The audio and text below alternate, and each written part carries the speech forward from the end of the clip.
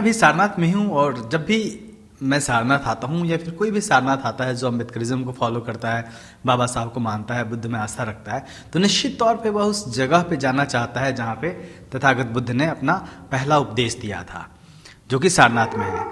आज सारनाथ में जाने के बाद कई चीज़ें ऐसी दिखी जो चौंकाने वाली थी, क्योंकि मैं पहले भी आ चुका हूँ और आज कुछ बदला बदला सा लगा। सारनाथ में जो मुख्य जहाँ पे तथागत बुद्ध ने उपदेश दिया था, वहाँ पे लेजर शो का कार्यक्रम शुरू हो चुका है। इसके अलावा सारनाथ की म्यूजियम में मुझे जो हिंदू धर्म ग्रंथ के कुछ मंत्र होते हैं वह गूंजते हुए सुनाई दिए, जो कि सारनाथ का जो म्यूजियम है वो पूरा का पूरा बौद्ध जो विरासत है उसको कह सकते हैं, उसका म्यूजियम है। सारनाथ कैसे बदल गया, कब बदल गया? हमारे साथ है भंते चंद्रमा जी, जो कि धम्मा लर्निंग सेंटर यहाँ पे चलाते हैं। और जी सर, सारनाथ में मैंने ये दो चीज़ें नोटिस की। आप यहाँ पे सारनाथ में हैं, इतना सारनाथ क्यों बदल गया और इससे क्या नुकसान है? अशोक जी, सबसे पहले आपका धन्यवाद कि आपने इस महत्वपूर्ण विषय पे बात कर रहे हैं। सारनाथ इधर लगभग 5-10 सालों से काफ़ी कुछ चीज़ें बदली हैं और काफ़ी कुछ चीज़ अव्यवहारिक है। जैसे इधर अभी 1 साल से यहाँ पे स्तूपा पे लाइटिंग एंड शो चल रहा है। आप सब लोग जानते हैं कि ये जो प्राचीन अवशेष हैं, पुरातत्व अवशेष हैं, ये केवल अवशेष नहीं है बल्कि हमारे ये पुरातन निधि हैं, पुरातत्व निधि हैं, विरासत है, हमारी विरासत है, ये देश का इतिहास है। और देश उसके माध्यम से, उन स्मारकों के माध्यम से जो बौद्ध संस्कृति रही है उसको समझता है कि बौद्ध संस्कृति का कितना योगदान रहा, बौद्ध संस्कृति कितनी उच्च कोटि की रही है। आर्कोलॉजी के लोग ही बताते हैं कि उस पर अगर हम कैमरे से फ़ोटो भी लेते हैं तो उसके फ्लैश से उसको नुकसान होता है, और वहाँ अगर कुछ साउंड बजता है तो उससे, उसकी कंपन से, उसके वाइब्रेशन से उसको क्षति पहुँचती है। मुझे बड़ा आश्चर्य होता है कि उस पर लाइटिंग एंड शो चल रहा है, और लाइटिंग एंड शो का जो आवाज़ है इतनी दूर तक जाती है कि वो हमारे सेंटर से, वो स्तूपा यहाँ से लगभग 1.5 किलोमीटर है और यहाँ तक हमको आवाज़ सुनाई देती है। जब छोटी आवाज़ से, फ्लैश से उसको क्षति पहुँचती है तो इतने कैमरे वगैरह भी जमा करा लिए जाते हैं, म्यूजियम में कराते हैं, तो इतना गहरा रंग उस पर डाला जा रहा है और इतना उस पर आवाज़ दिया जा रहा है, तो उसको कितनी क्षति पहुंच सकती है। और मुझे लगता है कि पुरातत्व विभाग यह दोहरी नीति क्यों अपना रहा है, ऐसा क्यों कर रहा है? तो मुझे तो ऐसा लगता है कि कहीं ऐसा तो नहीं ये लोग नष्ट करना चाहते हैं बौद्ध संस्कृति को, बौद्ध विरासत को। और वैसे भी भारत में जहाँ भी खुदाई होती बौद्ध स्थल ही मिलते हैं, और कई जगह तो अभी खुदने को बाकी है। कई जगह लोगों ने क्या किया, खोद करके वैसे छोड़ दिया है, पशु घूम रहे हैं उसमें, लोग खेती कर रहे हैं, उस पर जेसीबी चलाई जा रही है। तो मुझे लग रहा है कि इधर हमारे जो देश के शासक लोग हैं विदेशों में जाते हैं तो भगवान बुद्ध का नाम लेते हैं, कहते हैं मेरा बड़ा सौभाग्य है कि मैं बुद्ध की धरती से आया हूँ, और तरह तरह की बातें करते हैं। और जहाँ से प्रधानमंत्री जी हैं, प्रधानमंत्री जी उसका उद्घाटन आकर करें लाइटिंग एंड शो का, तो मुझे लगता है कि क्या संदेश देना चाहते हैं कि बाहर आप कुछ कह रहे हैं, अपने घर में आकर कुछ कह रहे हैं। और सर, जो लेजर शो हो रहा है उसके दौरान जो बातें कही जा रही हैं, इसमें भी सामने आया है कि धर्मों का घालमेल किया जा रहा है। जैसे ये बौद्ध विरासत है सारनाथ, सब कोई जानते हैं, पूरी दुनिया के लोग जानते हैं कि यहाँ तथागत ने पहला उपदेश दिया था। यहाँ की जब बात कही जा रही है तो दूसरे धर्मों का घालमेल किया जा रहा है, ये कितना खतरनाक है? नहीं, ये तो ज़बरदस्ती थोपा जा रहा है। आप देखिए कि जो इन्होंने डॉक्यूमेंट्री बनाई है तो उसमें लगभग 10-15 मिनट तक वो घाट दिखा रहे हैं, और यहाँ बनारस की संस्कृति बता रहे हैं उसी पे। तो आप वो घाटे यहाँ क्यों दिखा रहे हैं? आप अगर घाट को दिखाना तो बनारस में दिखाइए, दिखाने का विरोध नहीं है, लेकिन यहाँ क्यों दिखा रहे हैं? स्तूपे पे क्यों दिखा रहे हैं? बुद्ध का उन घाटों से क्या संबंध है? बुद्ध का उन ऋषि मुनियों से क्या संबंध है? और उससे बुद्ध धर्म को क्या लेना देना है?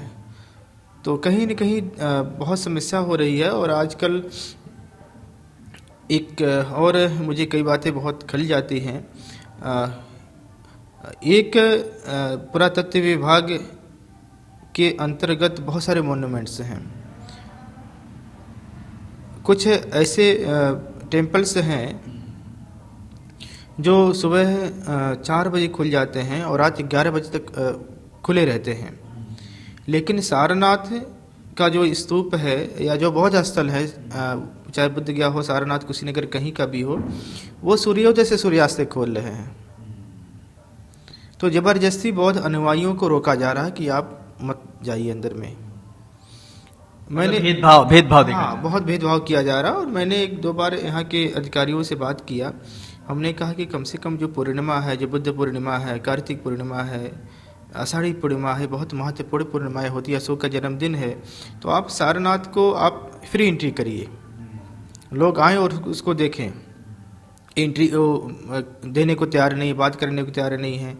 बल्कि मैंने कहा भी उनसे कि ताजमहल तो वो भी आर्कोलॉजी के ही अंडर में है, और ताजमहल आप हर जुमा को खोल रहे हैं, हर शुक्रवार को खोल रहे हैं, लोग एंट्री ले रहे हैं, जा रहे हैं, आ रहे हैं। आपका एक ही कानून है, ताजमहल को खोल रहे हैं, फिर आप सारनाथ को क्यों नहीं खोल रहे हैं? आप जो हिंदू टेम्पल्स हैं, आप उसको जो है रात में 10 बजे बंद करें, सुबह 4 बजे खोल रहे हैं, सारनाथ को क्यों नहीं खोल रहे हैं? कुशीनगर क्यों? मैंने महसूस किया कि उसके अंदर जाना भी तमाम चीज़ें डिजिटल हो गई हैं, जिसमें काफ़ी परेशानी आ रही है। एक आम आदमी जिसके पास फ़ोन नहीं है, स्मार्टफोन, वो कैसे जाए अंदर? आम आदमी नहीं, जो पैसे वाला आदमी है, जो अधिकारी है, वो भी टिकट नहीं बुक कर पा रहा है। तो बहुत सारे लोग तो ऐसे ही बिना टिकट का बस सड़क से स्तूपा देख ले रहे हैं, वहीं से वापस चले जा रहे हैं। सर, चौखंडी स्तूप के पास मैंने देखा कि कूड़ा घर बना हुआ है, एक ये भी मुद्दा सामने आ रहा है। हाँ सुख जी, वो बहुत दुर्भाग्यपूर्ण है। सारनाथ पूरे दुनिया के लोग आते हैं। चौखंडी स्तूप जहाँ पे है, वहाँ भगवान बुद्ध की पंचवर्गीय लोगों से पहली बार मुलाकात हुई थी। वहाँ से मात्र 100 मीटर की दूरी पे ही इन्होंने कूड़ा घर बनाया अभी 2 साल पहले।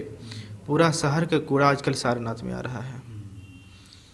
जब विदेशी लोग आते हैं या यहाँ के लोग आते हैं, अब तो वहाँ दर्शन करना भी छोड़ दिया लोगों ने। हम लोग भी बहुत दुखी होते हैं, वहाँ जाना होता है तो फिर ऐसे नाक बंद करके जाना होता है, और उसके बदबू से, उसके दुर्गंध से वहाँ रुकना, वहाँ ध्यान करना तो बहुत मुश्किल हो गया है।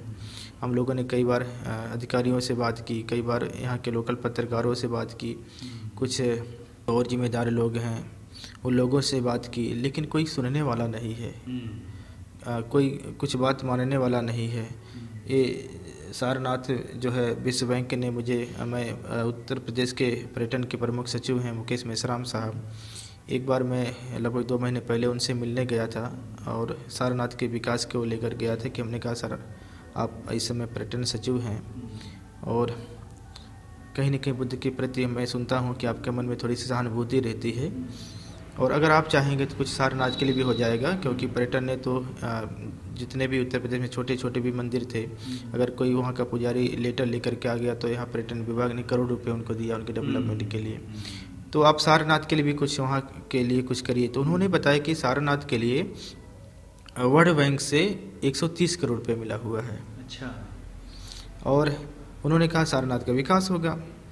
लेकिन मैं इधर जो वर्ल्ड बैंक की पैसे वो भी बता रहे हैं, और मुझे पता चला कि वो पैसा जो है लगभग 3 सालों से यहाँ पड़ा हुआ है। सारनाथ के विकास के लिए 2-3 सालों से पड़ा हुआ है। लेकिन इधर 7-8 सालों से मैं देख रहा हूँ, सारनाथ की न तो सड़कें ठीक हो रही हैं, न सारनाथ में सीवर का कोई अच्छे से काम हो रहा है, न सारनाथ में वाचनालय बन रहे हैं, न यात्री सुविधाएं दी जा रही हैं। और सर, म्यूजियम घूमते हुए आज मैंने महसूस किया कि वहाँ पे हिंदू धर्मों के मंत्रों के उच्चारण हो रहे थे। तो ये कुछ अटपटा सा नहीं है सारनाथ में, और जहाँ जिस म्यूजियम में भगवान बुद्ध के तमाम अवशेष रखे गए हैं, उनकी प्रतिमाएं रखी गई हैं, अशोक स्तंभ रखा गया है, वहाँ पे एक सेक्शन में इस तरीके का होना,